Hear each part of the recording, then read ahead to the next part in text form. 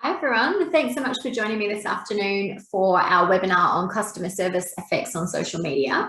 My name is Kristy Bailey and I'm the Director of 180 Marketing, which is essentially a marketing company that works with clients to develop strategies largely around obviously marketing, but customer service and social media, and anything that happens online is obviously a huge factor and part of marketing in this day and age. I'm also an advisor for Business Station as part of the ASBAS program. So what I'm going to deliver to you today is information based on real life experiences and sort of tactics that I implement on a daily basis as well. Now, in terms of what we're going to cover, we're going to talk about customer service and then link it to social media. The session today is designed to be interactive, so please do type in messages in the Q&A functionality at any time and I can stop and answer them.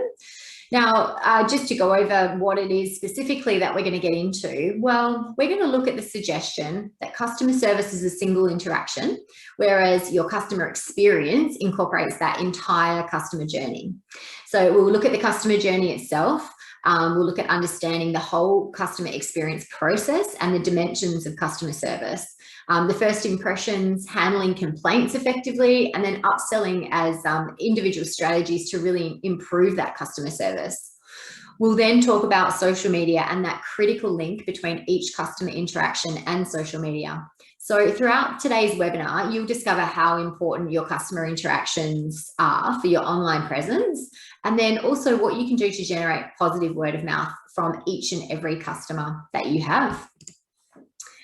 So this thought that customer service is a single touch point with a brand at the moment that they're in front of you, whereas customer experience impacts feeling and emotion and encompasses that entire customer journey. So customer experience is defined by the interactions and experience that your customer has with your business throughout this entire customer journey. So from that first point of contact to becoming a happy and a loyal customer. So your job is to understand the whole customer experience and then learn the critical link between each customer interaction.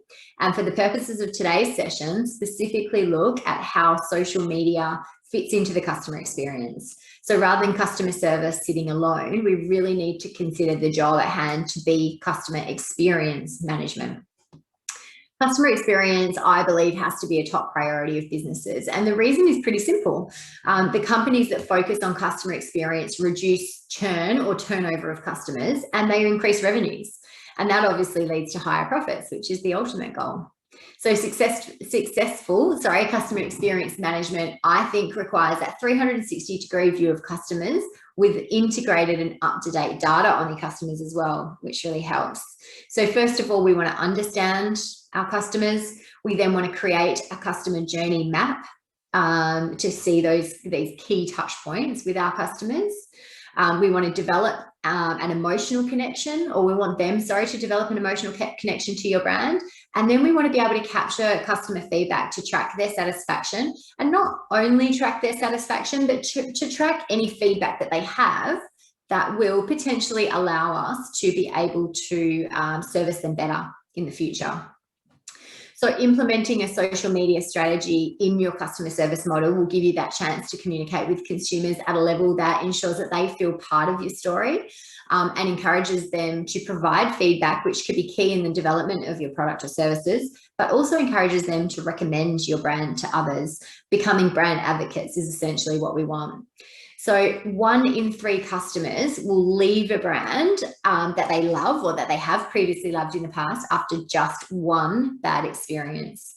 So customers that rate companies with a higher customer experience score, so like a 10/9 or 10 out of 10, spend 140% more and remain loyal for up to 6 years. So imagine that you're spending a certain amount to get a customer through the door. All you have to do is provide them with that really high level customer service and that customer experience, and then keep them for up to 6 years. It sounds ideal, doesn't it? But you do have to keep giving them that same level of customer experience throughout the life cycle of them being a customer with you. So let's look at the actual customer journey. Now, this really can vary business to business, depending on the nature of your business, and what products and services you offer and how you offer them as well. But this gives you an idea of how a journey might look. So to map the journey for your business, you need to think about and really visualize each and every touch point that you have with your future and with your current clients. So really think about each step of interaction, starting with the initial step of when your customer discovers your product or service. This exercise really helps you to step into your customer's shoes and see your business from the customer's perspective as well. So you map the journey before designing the customer experience. On this diagram, you can see the online interactions at the top, and then some of the more traditional offline interactions towards the bottom. And whilst you see social media just at the end on this particular diagram in the advocacy phase, think about your online ads, think about word of mouth, which happens via social media. Think about anything that happens, and a lot of the time social will pop up. It will pop up more than just that once. So for the journey itself, it typically starts with awareness and consideration. So being the first stages of the customer journey, they're crucial. And it's crucial to adding people into your sales funnel. So customers are reading reviews and testimonials and comparing their experience with you. And this could largely happen online with their experience with other companies.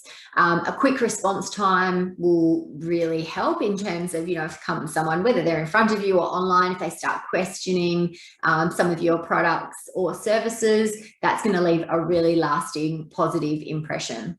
So think about a customer who has perhaps just found your product through, let's say, an online ad. It looks like your product will meet the needs or solve their problem, but they've got a question about one of the features. They're going to need a really quick response. So that awareness stage and the consideration stage are absolutely crucial, that your customer service levels are really strong at this point. Now, the next stage of the customer journey is conversion or purchase. Now, this part of the journey is crucial because it deepens the customer relationship with your business. It's also where the leads or potential customers decide that your products are the best fit for their needs. And if so, they will then go on to buy something. So the quicker people get to that point with fewer barriers, the better it's going to be. So just think about that. You want to make the conversion or the purchase really simple, really easy, really efficient. Give them that confidence at that point to simply transact. Then we have retention. So it's not enough to spend most of your marketing energy acquiring these new customers and just leaving them to fend for themselves once they've actually transacted or purchased something. Now, this doesn't necessarily mean an online transaction. So this awareness and consideration, that might start online, it might start offline. The purchase, again, that could be online, it could be purchasing and then sometime later experiencing a product or service. So don't think that we're only talking about online, but whether or not you provide online or face-to-face products or services, people will always go online. So as I said, you can't just let them fend for themselves once they've transacted, once they've purchased something from you. You have to engage with them to keep them coming back. So if your customers stop hearing from you, or you stop helping them get value from your product or service throughout this entire life cycle, then you risk making that life cycle with them much shorter. So high retention helps to drive further customer acquisition more organically, obviously, and that's done through referral programs and other incentives to get people to really recommend you. Obviously, that leads to advocacy. In the retention sort of area, if customers are happy with what they've experienced, they will share things about you, but you need to be there to engage with them and continually remind them of the value that you offer them, and the increased benefits that they can get by sharing their experience with other people. So advocacy then comes with satisfied customers. And through that engagement. So they feel a part of your story, they feel a part of your brand, they liked what they experienced, they become advocates. And an interesting statistic here is that 83% of satisfied customers say they're willing to share or to refer to their network of friends and family if they're satisfied. So we want each and every customer to be an advocate and to be sharing their positive experiences. So there's a large component of that sits with social media. People are always looking for recommendations on social media. In fact, Facebook has a recommendations function on it. So that's really where we want them to become our advocates. So keep in mind, customer expectations are absolutely on the rise and it will continue to grow. So it forces companies like yours to reinvent themselves, to be able to, to be continually looking at the product or service that you offer to be able to survive, let alone get ahead of your competitors. There is so much availability of so many different products and services under different brands, different offers going on. Plus then you've got the presence of online platforms, especially social media, that gives a lot greater control to the customer in decision making. So if you're not there and part of that conversation or having your customers have that conversation on your behalf, then you're potentially missing out on a huge opportunity. So a key way to really improve the customer journey is to truly understand your customers. So what you need to remember is that not all customers are the same.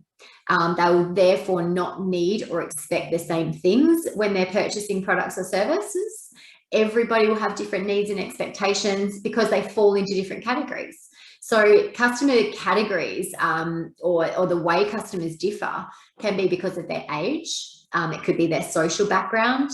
It can be their economic background, their cultural background. They may have special and specific niche sort of interests that that mean they fall into different categories, or it could be due to their physical or mental abilities. So to successfully meet the needs and expectations of customers, you have to, first of all, get to know your audience. You have to have a really clear picture of who exactly your target market or your audience is. Now that goes beyond basic demographic info like your age, gender, geographic location. You have to have a really clear picture of your target market.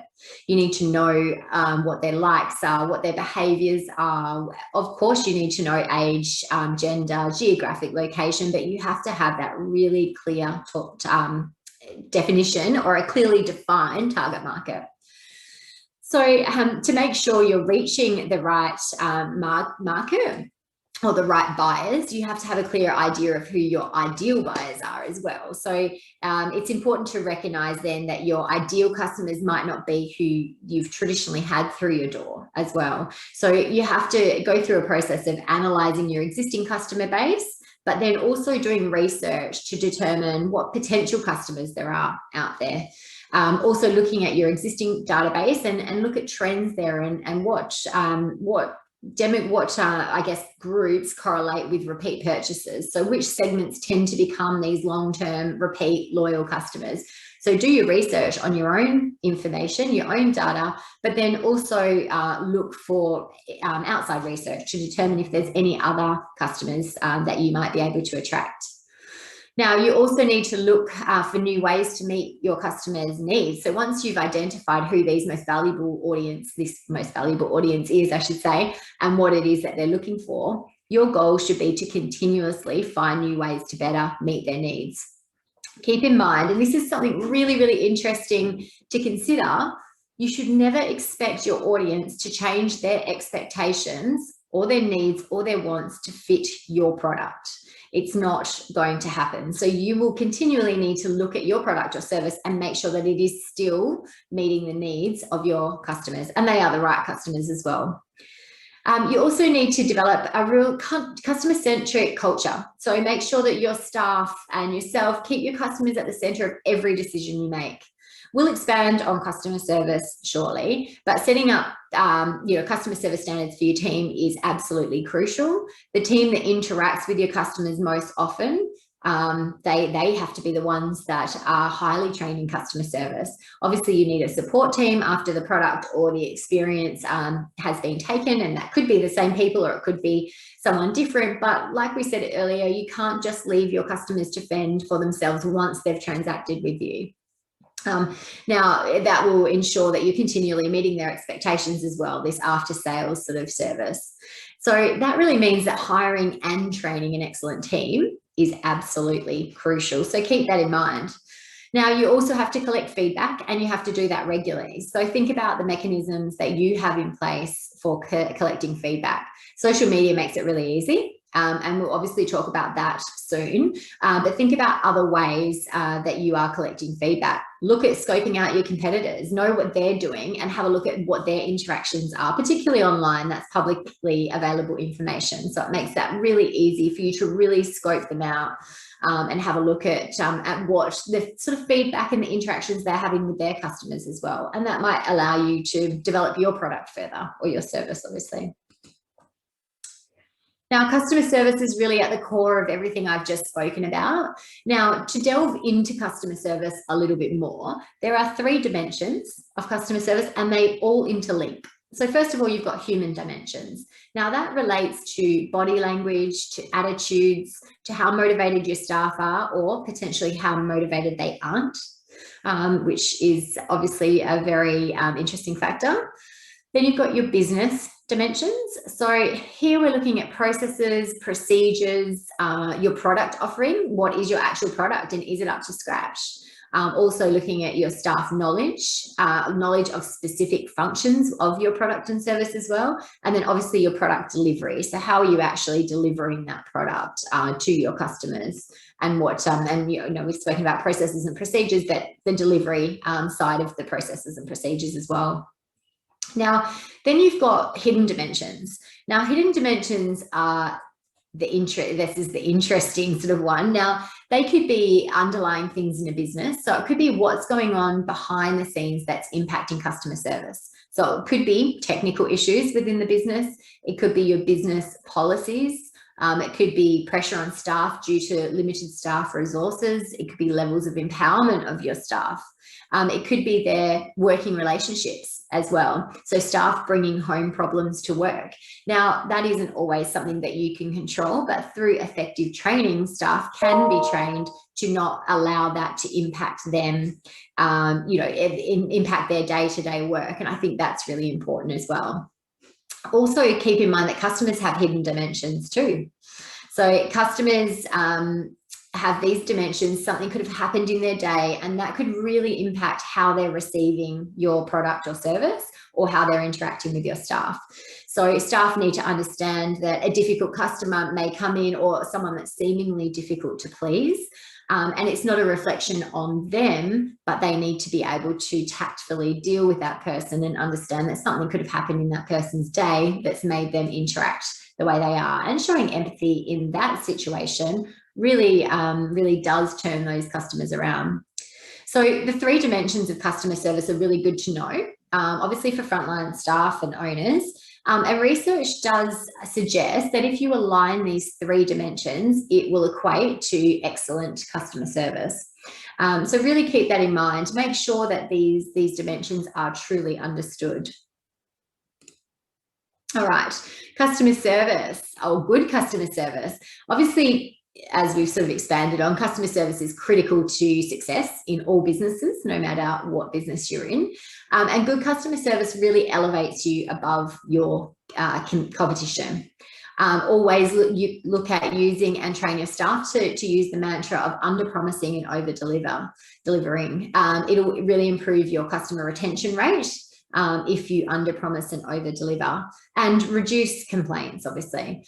If customers are frustrated with the service that they receive, they are more likely to rate their service poorly, and they'll go straight online to do that. So have a look at your reviews online. Have a look at your social media channels and what kind of reviews you're getting there. Have a look at Google reviews. Google reviews is a good one. Now, a lot of these review sites, whether it's Google, if you're in tourism or hospitality, it could be TripAdvisor, Zomato, Yelp, there's social media reviews. But those reviews could be happening without you knowing it. So there's nothing to stop people reviewing on those sites, but it's really important that you set yourself up so that you are getting notifications of reviews, and that you are getting that feedback and able to act upon it immediately. So that's a really important thing. Each of these channels you have the ability to have alerts sent to you. With your Google business listing, for example, businesses don't even have to claim those listings. So it's really important. Have a look at your listing. Have you actually claimed it? Do you know what reviews are there? And are you interacting with people on those reviews? So keep that in mind. It's absolutely crucial that you are tracking exactly what's said. And like I said, go onto your competitors' reviews. and see what their customers are saying about them. Sorry. Okay, so in terms of how do we improve customer service to ensure that you have that good retention rate and ultimately have brand advocates, there are a few key areas that we'll go over. And that's, first of all, we're going to start with first impressions. So the customer journey really does start with first impressions. It's important that we get it right. And each and every person that interacts with a business, they do so for the same reason. So they want to solve a need or a want, and they want to feel good while they're doing it. So first impressions are made generally within the first 3 to 7 seconds of an initial meeting. Now, keep in mind that initial meeting might not be anything to do with your business, your customer service. It could be online. So think of when you're doing a Google search, you have a particular need or want, and you want that need or want satisfied. You go on, do a search, Google serves you up a whole heap of results. You click on one that seems to look okay. You go to a website. Let's say the website is terrible. It could be the colors, it could be the images, it could be the fonts, it could be how quickly it loads or how long it takes to load. You will quickly go off that website and onto the next search result. So that 3 to 7 seconds from an online sense is reduced even more. So keep that in mind. Your online first impression is absolutely crucial. What else forms your first impression? Well, your environment, your venue presentation, it could be the smell, the temperature, the atmosphere. Keep that consistent with the brand that you're trying to create and with what your target audience wants to see and hear. So for example, let's say that your target audience is people over the age of 60. It could be, whatever the further demographics are, but one of the key things you know about them is that their age is over 60. Would it be appropriate to have in your office really loud sort of rock music as an example? You have to tie in all of those things, the smell, temperature, music, atmosphere, and even the look and feel of the environment with exactly who your target audience is. So that's obviously an extreme example, but think about that. Think about if your brand speaks to that target audience. Now, another factor is your own or your staff's personal image. Absolutely crucial that you have the right image, and again, an image that aligns with the values of your target audience, an image that is able to be or is able to appeal to your target audience. To expand on that, your language. Are you using local language, slang? How are you speaking? What kind of tone are you using? That kind of thing. It's absolutely crucial that you get that right. In a highly corporate environment, you wouldn't expect to use a lot of slang and how you going and this and that. It would be a lot more professional. And so it's really important that, again, you're meeting the values of your target audience, and that will equate to a good first impression. Body language is absolutely crucial, and that could be, from sitting behind a desk, slouching, to standing up and being attentive and making eye contact and those kind of things. Are you smiling? Are you welcoming and give customers that warm feel? Now, another really interesting one is Disney's 15 and 10 rule. So this, like I said, it's a Disney concept of acknowledgement. So if a customer is within 15 feet, which is about 4.5 meters, Disney staff are trained to acknowledge them with a smile. Now, if they are 10 feet, which is about 3.5 meters, within the customer service person, they have to smile and verbally acknowledge with something like, hello, how can I help you? So acknowledgement is absolutely crucial. Making someone feel good will create that lasting first impression. It could be, acknowledgement is absolutely crucial, but next to that, maybe you're complimenting them, talking about the weather, engaging with them. Do they have children? Can you make a comment about that? Even if that's not, it doesn't come naturally to you to want to talk about kids, for example, it's still a way to really create that great first impression. Now, that sort of ties into attitude and empathy as well. So having the right attitude, showing empathy for our customers is really important as well. Let's say the frazzled mum walks into a cafe with kids hanging off her and screaming, and you roll your eyes and go, oh gosh, more kids. Obviously, that shows a bad attitude and no empathy for the situation whatsoever. Whereas, a helping hand, you want me to get that for you, whatever that might be, to really engage with that person. So that's really, really important. And that acknowledgement, I think that happens quite a lot, where staff are busy, so they don't acknowledge customers as they walk in. It's something that, and it could be to do with what I do on a daily basis, but I think I notice acknowledgement a lot. I really, really do. I notice whether staff do make eye contact, or you just want to know that staff know that you're there. Now, as you'll see on the screen, a really interesting quote here is that you'll never get a second chance to make a first impression. And that's absolutely true. So keep that in mind. Now looking at complaint handling. So basically, virtually everyone will have to deal with customer complaints at some point in their career, whether it's something as simple as getting an order slightly wrong, or whether there's a major business error. How you handle that complaint makes a major difference. So I think the L.E.A.R.N, as an acronym, L.E.A.R.N format is a great format to follow.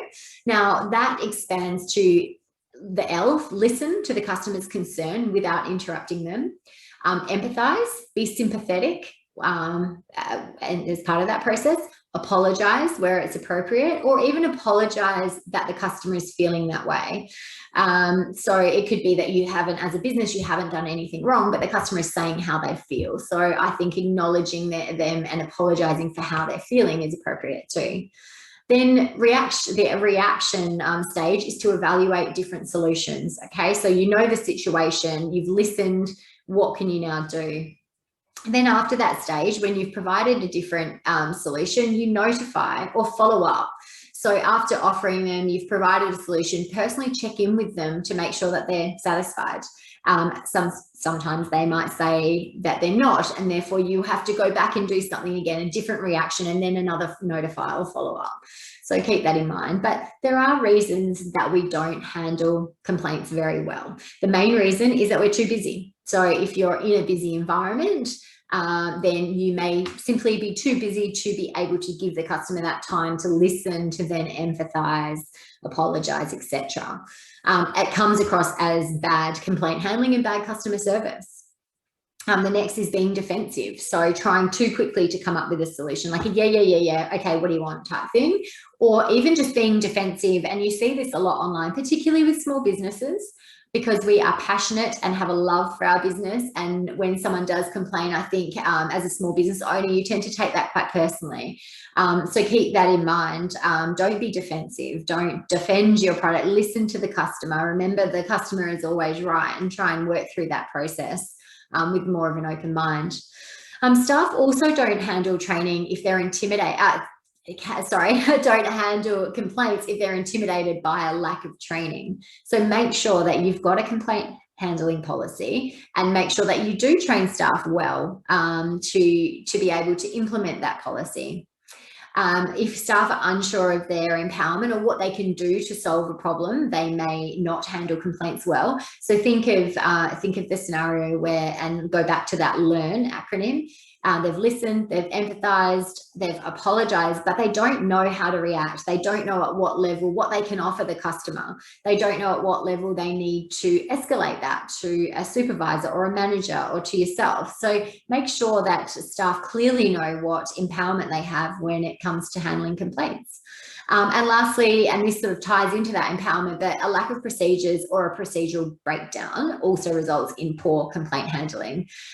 So really think about that, and think about, do you have, as small as your business or as large as it may be, a complaint handling policy and procedure is absolutely crucial. And it's really important that everyone's trained on that, so they know exactly what the process is at any time. All right, so another way to really improve your customer service, but also improve your revenue, is suggestive selling. So suggestive selling is a sales technique, and that's where an employee or a staff member will ask a customer if they'd like to include an additional purchase, or they might recommend a product that suits the client. So it's obviously used to increase the purchase amount, which increases the revenues in your business, but it is really good customer service, because through understanding the customer, you know that this additional product or service may suit their needs. So they feel understood, and they feel part of the brand, essentially. Now, how do you do it? Well, suggestive selling, to I guess effectively suggestive sell, you incorporate a feature which is something about the product or service, and a benefit. And a benefit is what it means for them. So think about what you can offer that links the two. What's in it for the customer? Now, I guess communicating with the customer is really key in finding out what they want. And a greeting is a great step to do that. So, hi, how are you today? What's the occasion? Those kind of things will really allow you to start thinking about what feature you can give them based on what you know about them. So I would encourage you to train all staff to ask open-ended questions. Now, open-ended questions are designed to encourage a full, meaningful answer. Now, you can you want to understand the subject or the customer's knowledge or their feelings. So you really want to avoid the dreaded no word, essentially. So an open-ended question is the opposite of a closed-ended question. A closed-ended question is meant to elicit a single word response. So tell me what you have in mind, those kind of things. What's the occasion? What kind of food do you cuisine do you like? Or, things like that. It depends on your product or service. What are you most looking forward to about your experience? Those kind of things. So really keep that in mind. So let's look at the restaurant example. And I see this all the time where someone will, the wait person will say, do you want some dessert? And no, I don't really want some dessert. I've just had a couple of courses, and no, that would actually be quite greedy of me to have some dessert. So my initial answer is always no. And some people might be different. But if the customer service or the wait person starts talking to me about the dessert menu, or even just hands me the dessert menu and tells me that take some time to have a look at it, it's really, I think that makes the difference. And then once you've started to look at the menu and started to, have a bit of you're starting to imagine some of the things that you see, the customer service or the wait person can then be sharing their own experiences. Like I just had the sticky date pudding, was absolutely amazing. Those kind of things. And that's a hospitality example, but it works in many, many cases. No matter what your product or service is, if you ask someone if they want to spend more money without them knowing the value or what the product or service can do for them, most likely that closed-ended question will be given. So really look at open-ended questions. Share your own experiences as well. Suggestive selling really does improve customer service. So it also improves revenues. But the customer service factor means that it will lead to a much more positive experience, and that really translates into a higher retention rate and then a stronger advocacy. And a lot of that goes online. So linking it back to online, it really does end up online. People feel understood. They feel valued if you're able to directly engage with them and satisfy their needs or wants, even if they don't realize that they have a need or want. All right, so thinking about how this customer journey all fits with social media and how it relates in this social media space. Well, firstly, let's just have a little look at what social media is. It's any website or application that enables users to create and share content or to participate in social networking sites. So it could be Facebook, it could be Twitter, Instagram, or a range of other social sharing sites. So social media is a lot more than just a messaging and an acquisition channel. It also directly impacts your SEO. So it's important for how well your website ranks as well, but I'll expand a little bit more on that in just a second.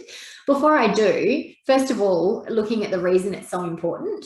Well, 88% of people are influenced by reviews and online comments. So social pressure can really tarnish our brand as quickly as we grow it. Fingertips are always on the move. So whether you're waiting in line and you're disgruntled about service or how long it's taking, people can get on and quickly let their friends know on Facebook. If you've enjoyed your stay at a hotel, if you've enjoyed a service that you've received, you can go onto blog sites, onto TripAdvisor, onto Google reviews. There's a range of sites that also talk about different products, so blog type sites about products that you've purchased, so communities in that sense as well. social media has played a massive role in the power shift to customers, and that's the really key thing. Think about how immensely connected the world has become since the introduction of social media. If you've had a bad experience, you'll post a review online. If you want to praise a business on the latest product they've launched, you could post a review on Instagram, or you create a video, put it on YouTube. You've got Facebook recommendations. So there's a lot of ways that you can positively get reviews and that kind of thing. But the risks of social media, from a negative perspective, can really greatly affect your reputation, both your online and your offline reputation. But talking about the positive side of things, social media can make a hugely positive impact on customer service. So your job is to look at how and where social interactions fit into your customer journey, the map that we looked at before, and make sure that you're maximizing your efforts here and be part of any conversations that are going on. Listen to the feedback from your customers. So some tips for that are to really reap the benefits of two-way brand engagement. So customers really enjoy it when businesses share info, share tips, ideas, and sometimes, even a bit of banter across social media. Customers love to send a message to their favorite brand over social channels and are really excited when they respond back. So that two-way engagement on social is a great way to build brand loyalty and to help give your company really its own voice or its own persona.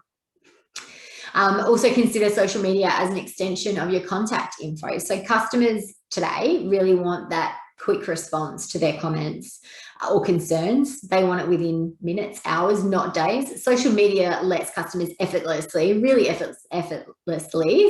out to you without getting stuck on hold, without waiting for an email response. Customers don't want to go through a lot of hassle to find your phone number. If their socials are right there, they're going to hop on. So make sure that you are responding and responsive to things that are being posted online or communications online.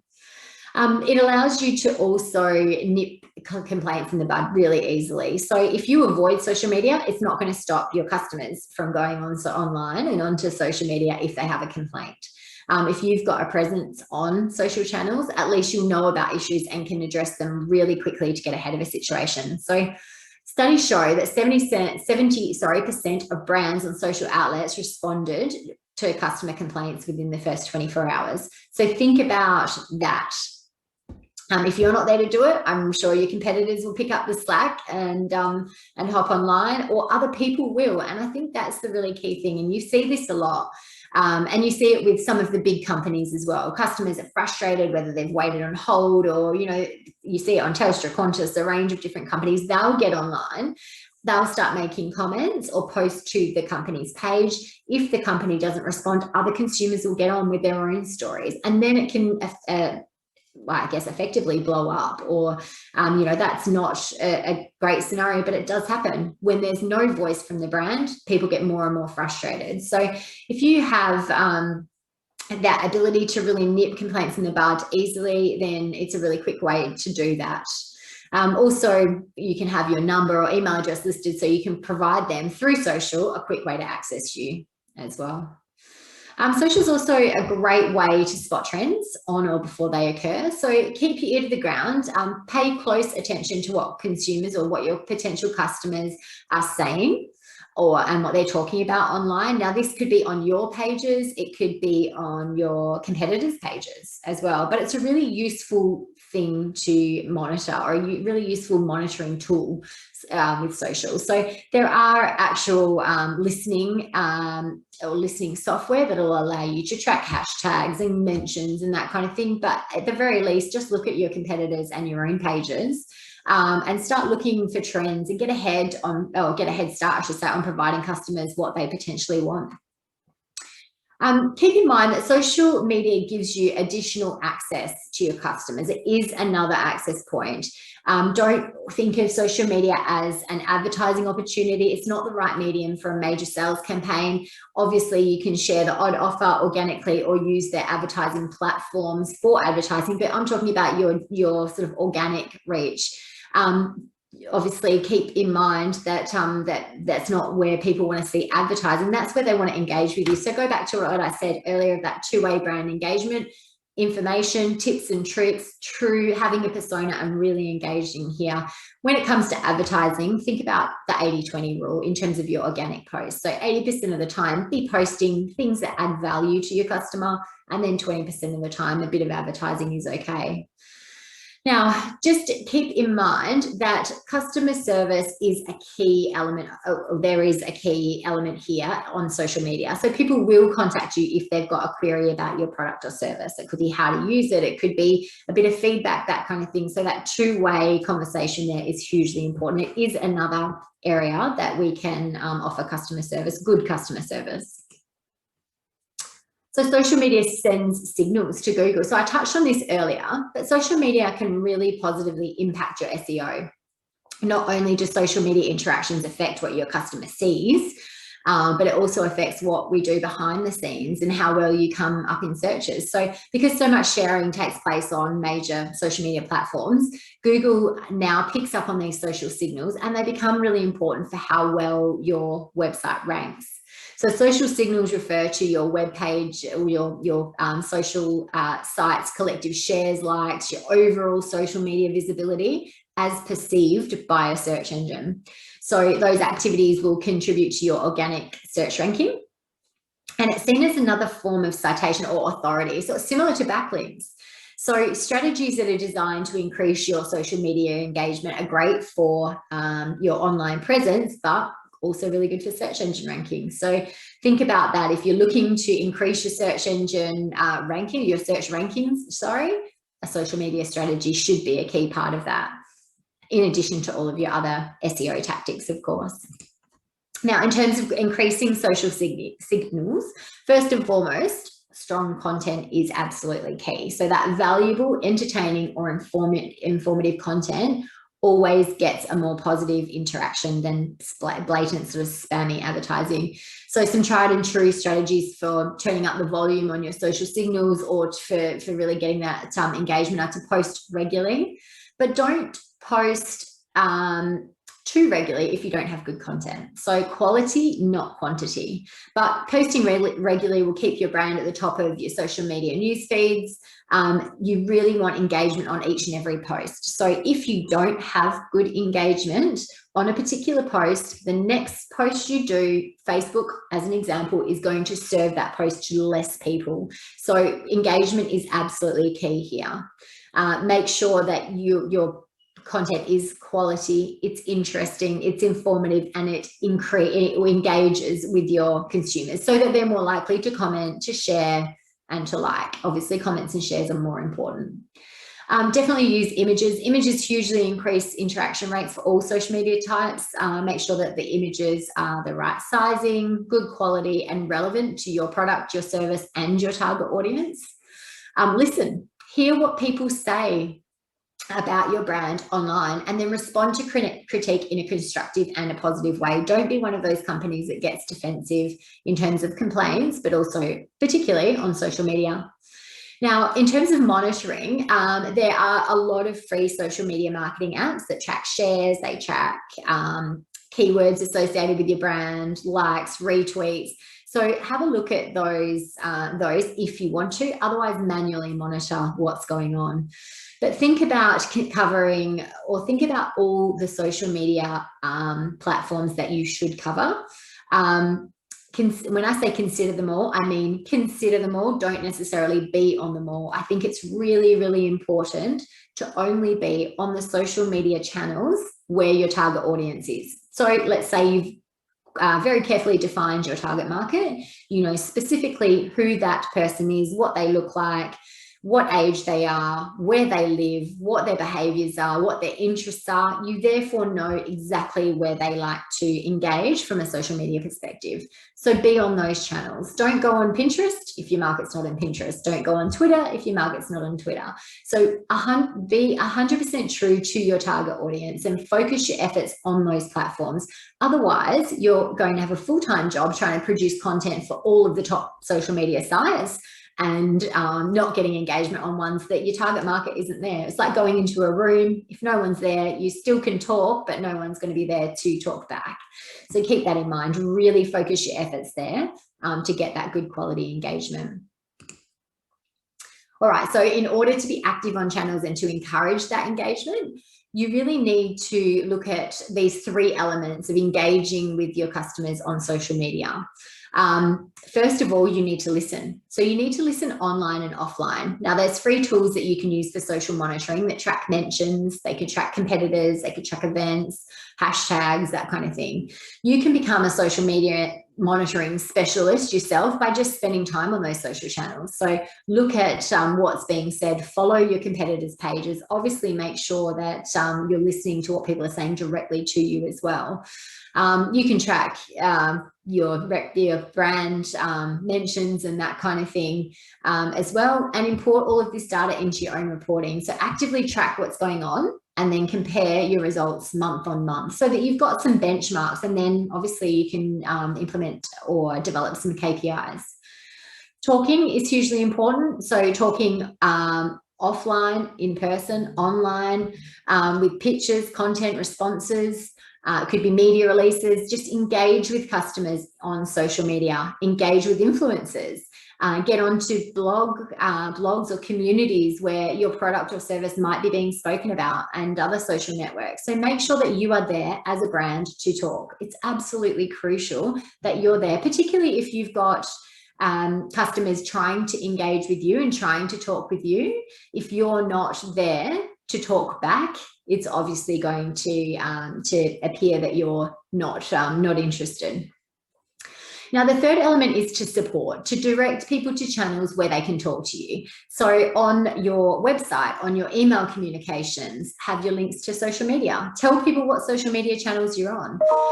Think about advertising them in your office, in your storefront, depending on the nature of your business. But are you actively telling people where they can communicate with you? And then are you encouraging them to engage with you offline and online? So encourage them when they're with you. You might see people taking photos. Tell them where they can, what hashtags they can use, how they can tag you in and potentially get their photos reposted. Think about those kind of things, because the more you support people, the more they're likely to be posting, which gives you something to listen to. Then it gives you something to talk back to. So supporting allows people to talk, which allows you to listen, which allows you to talk back. So it really becomes part of a cycle. So really interesting in that you really have to communicate these things offline to get people online. Then you have to be online to listen, to be able to talk back to them. So it sort of goes around like that, but it's absolutely a crucial component. All right, so going back to the customer journey, social media is an essential part of that journey. So it really allows you to improve your customer service. It allows you to engage with your customers and provide real-time responses potentially to customer questions. So at that awareness and consideration phase, through listening, talking and supporting in the social media space, you'll really enhance that advocacy component of the customer journey, but also really enhance brand awareness, which means you become visible when your customers begin the journey, which again comes into that awareness and consideration phase. Keep in mind, while most businesses focus their effort on these first 3 stages of the customer journey, the awareness, the consideration, and the purchase, there is a huge missed opportunity, because the last 2 stages of loyalty and advocacy bring your most high-value customers in. And those customers, in many cases, will actually send even more business your way. So will make you acquire even more customers.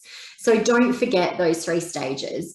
It is a lot less expensive for your business to retain customers than it is to acquire new ones. Now, an interesting stat, and I think this is mostly focused on the retail phase, but it costs about 8.5 times more to get a new customer than it does to retain an existing customer. So really think about that and make sure that every customer that comes through your doors or that interacts with your business, you have a way to keep them coming back.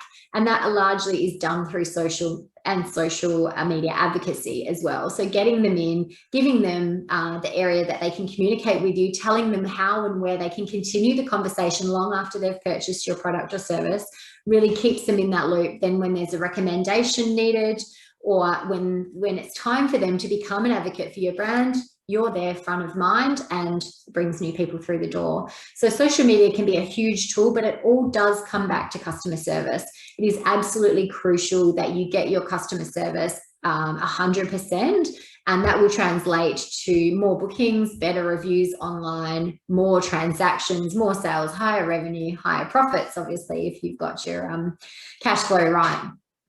So yeah, hopefully that puts things into perspective for you and is nice and clear on that direct link between customer service and the effect that customer service has on social media. So that wraps up our session for today. I hope it makes sense, and I hope there's some things that you can take out of this to improve, or at the very least better understand that connection between what happens face-to-face with your customers and what happens online. I'm going to stay on now and answer any questions that you might have, but keep in mind, we've really just scratched the surface. So if you want to know more, or if you want to talk about any other aspect of your business, you can always book a one-on-one appointment with me or with one of the other advisors through your ASBAS login. And the URL for me directly is on the screen, but definitely make the most of this fantastic program. Like I said, I'm going to stay online now and answer some questions, but thanks so much for your time. I do hope that we get to chat again, and I hope that helps. And good luck with both your customer service and your social media.